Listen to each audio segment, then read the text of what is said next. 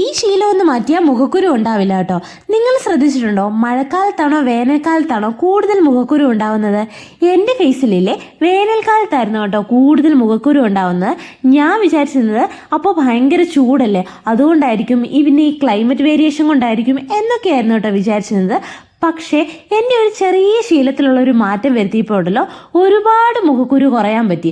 എന്ന് വെച്ച് കംപ്ലീറ്റ്ലി പെട്ടെന്ന് അങ്ങ് പോകും എന്നല്ല, എന്നാലും കുറയ്ക്കാൻ പറ്റും. എങ്ങനെയാന്ന് പറഞ്ഞുതരാം. ഞാനില്ലേ ഈ മാമ്പഴമൊക്കെ മുറ്റത്ത് വീഴുമ്പോഴേക്കും, വേനൽക്കാലത്താണല്ലോ കൂടുതൽ മാമ്പഴമൊക്കെ ഉണ്ടാവുന്നത്, അത് വീഴുമ്പോഴേക്കും ഓട്ടിപ്പോയി പിറക്കി ആദ്യം തന്നെ അത് കട്ട് ചെയ്ത് കഴിക്കുക എന്നൊക്കെയുള്ള പരിപാടി എനിക്കുണ്ടായിരുന്നു. പക്ഷേ ഈ മാമ്പഴം കഴിക്കുന്നതിന് മുമ്പ് അത് 1 മണിക്കൂറെങ്കിലും വെള്ളത്തിലിട്ട് വെക്കണം.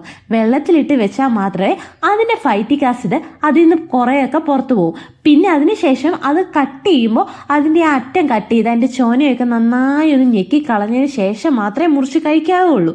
അപ്പോഴാണ് കേട്ടോ നമ്മുടെ ശരീരത്തിൽ ഈ റാഷസ് ഉണ്ടാവുകയും കുരു ഉണ്ടാവുകയും ഒക്കെ ചെയ്യുന്നത് കുറയ്ക്കുന്നത് കേട്ടോ. അപ്പോൾ ഇനി ഈ ശീലം ഒന്ന് മാറ്റിക്ക്, ഓട്ടിപ്പോയി ഈ മാങ്ങ എടുക്കുന്നത്.